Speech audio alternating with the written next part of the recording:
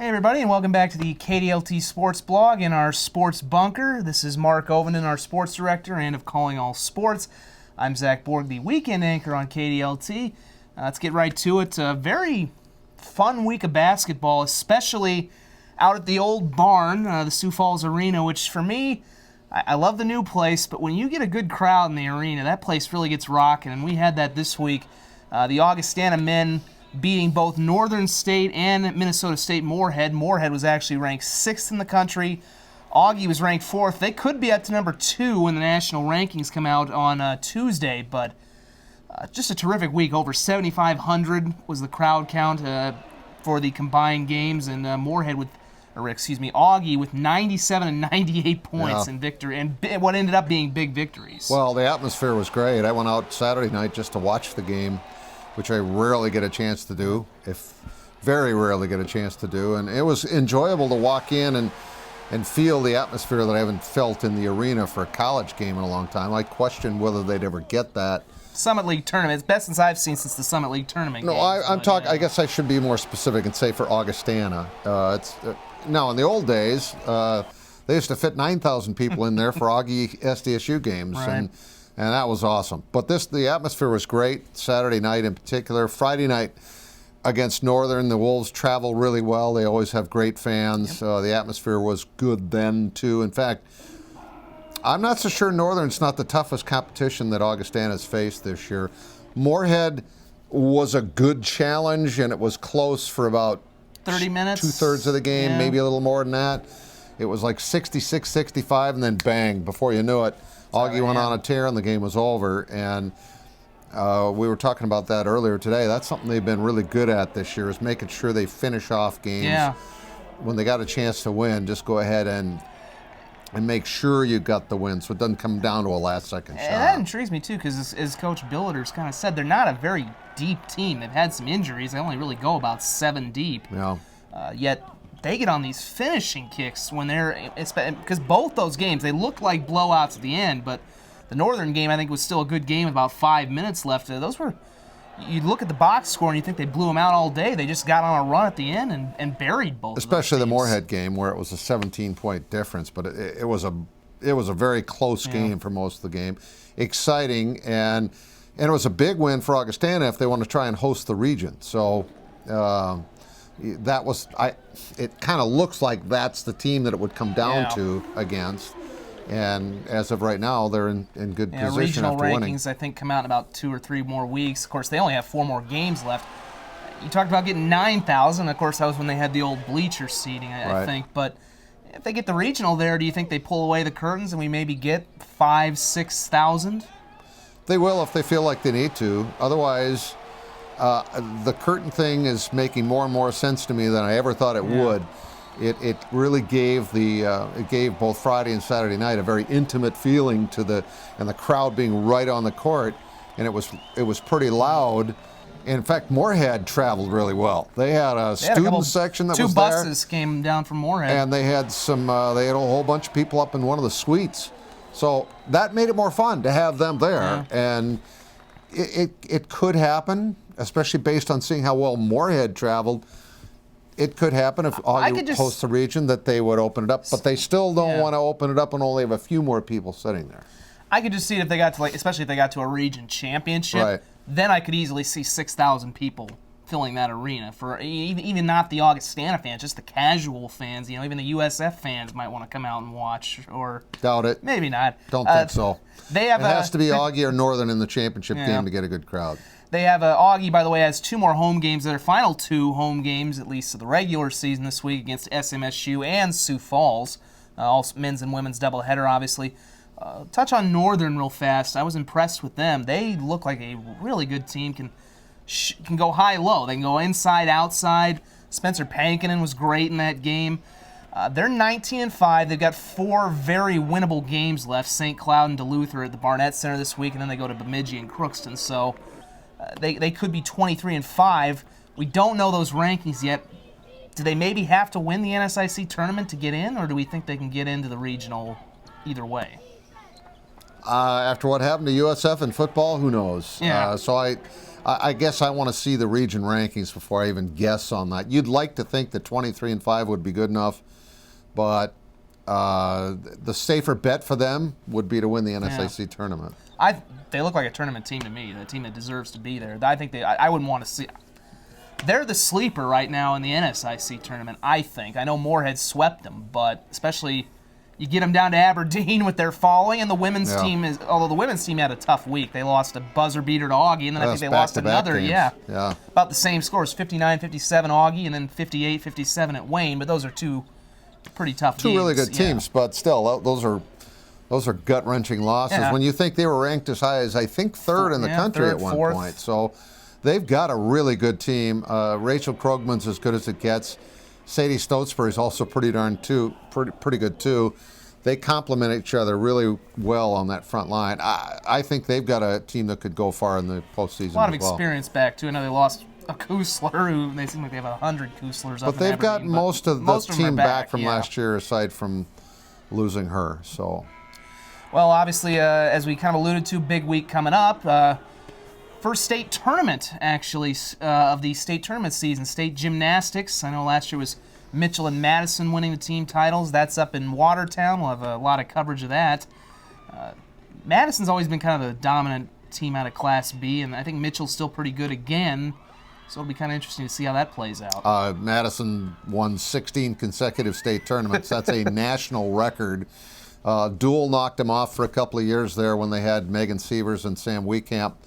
But Madison is back in the driver's seat in terms of being the favorite. Jenny Giles, only a freshman.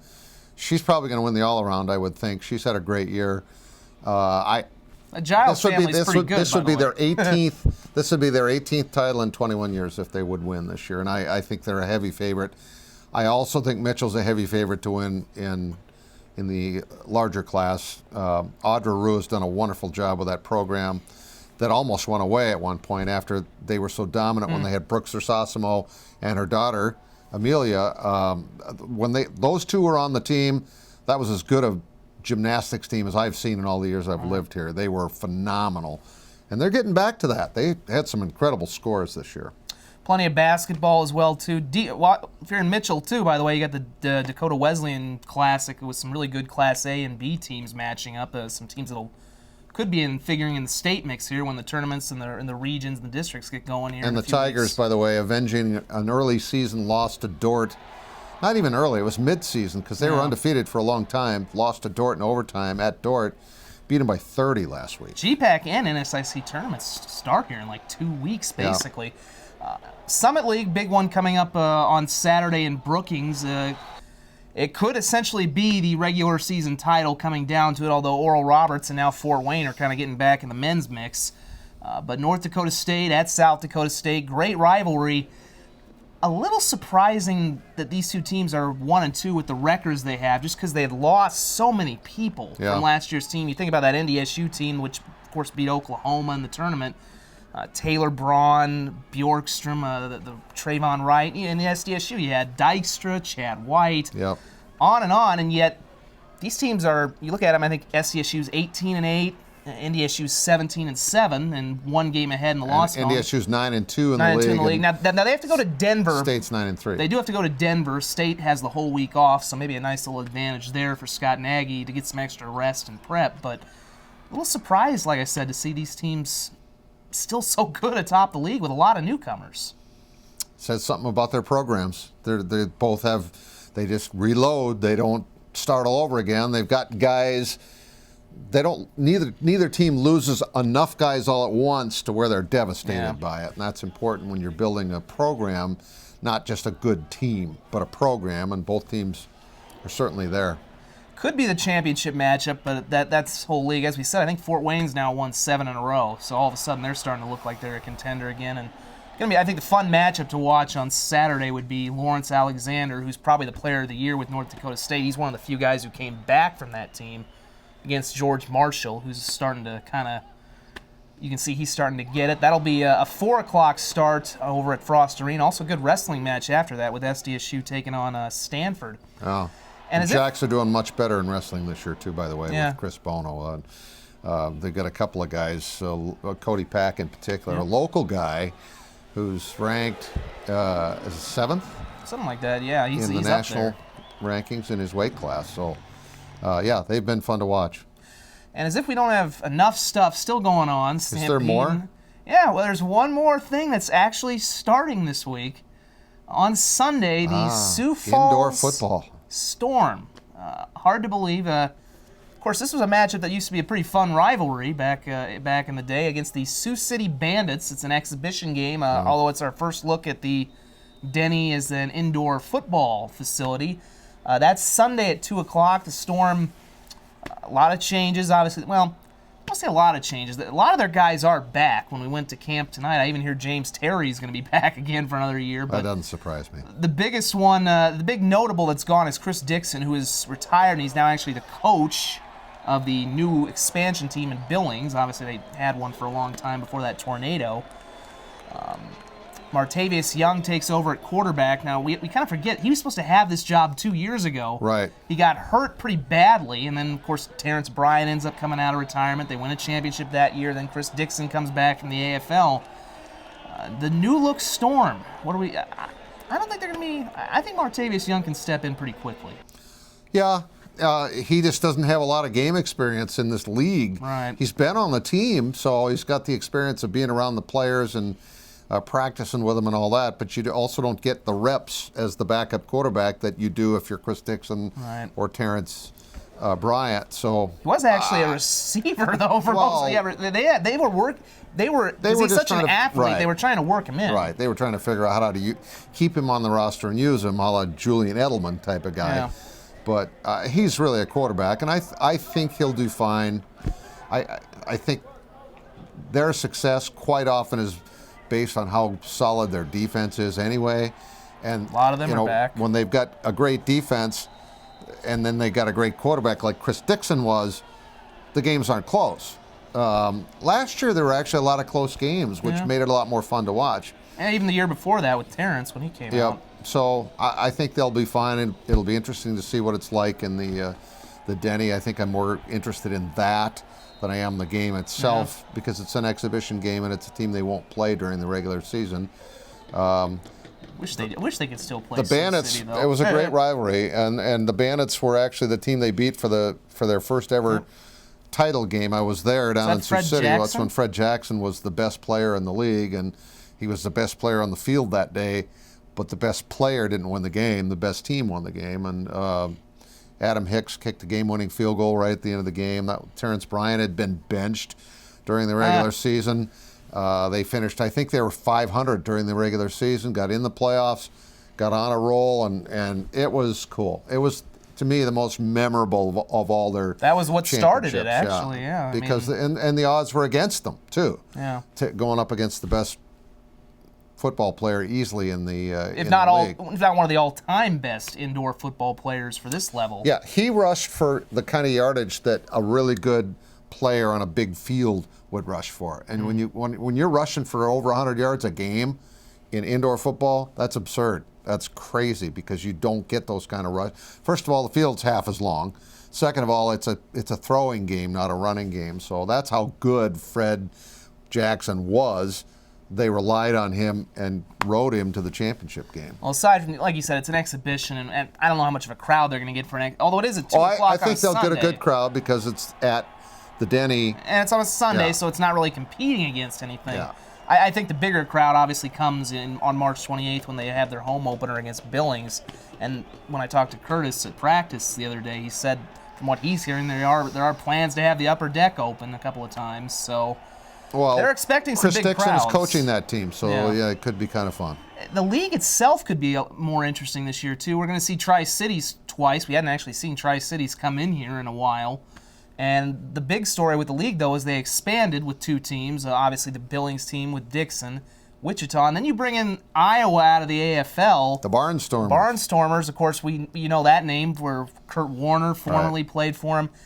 They kind of moved down here, because I think the AFL was getting too expensive for them. They were the only really Midwest team, and they were just getting priced out of it in their mind. But the other half is they hadn't had a lot of winning seasons, so the idea is, well, let's come down to the smaller league and try and win. it could be a good little rivalry brewing, and they're also regional. But I think clearly it's going to add a little more flavor because this league should be a little more competitive. Like you were saying, it's been more fun the last 2 years, kind of watching the closer games. It could be even closer this year. Players probably don't like that, but I do, to be honest. Fans do too. I mean, well, I'm saying that as a fan, it's more fun to go to a game that's, 48-42 than it is a game that's 72-3. It's not even fun for the players to play in games like that. I mean, it got to the point with Chris Dixon where I remember one game he went 20 for 22 and had, 5 or 6 touchdowns, and they'd won by 50 points, and he was disgusted because he had 2 incompletions. I mean, I'd rather watch a game where both teams have a chance to win. I was going to say, because the other thing, too, in addition to adding these teams, although you don't know how the expansion teams are going to be, but I think Wyoming is out, the Cavalry, who had been very bad the last couple. So they've added some quality teams, and they've kind of, as their operating model is, they've kind of trimmed some of the fat maybe as well. State Wrestling is 2 weeks away. We'll be back around then for another blog. Until then, though, Mark, on behalf of the fan of the Super Bowl champion New England Patriots, which I'm sure you're still enjoying. Have we had a blog since that? I don't think we have. Yeah, we did. We did. Okay. Yeah. I'm still sort of gloating a little bit. Actually, I don't gloat about stuff like that. I'm still in sort of a state of shock. I'm still waiting for one of the referees to throw a late flag, say, no, that pick didn't count. There was interference. Or waiting for them to hand off to Marshawn, maybe one of the two. No, I'm glad they didn't do that. Real glad. Well, it was a fun Super Bowl, and I think since we actually did our last blog, it was the most watched event ever. Most watched TV. Television show ever. Not just sports, anything ever. Right. Pretty cool to have that on our network, and it was a fun night. Well, for this blog, we had some fun. We'll talk to you again in a couple of weeks. For Mark Ovenden, I'm Zach Borg. Have a great week.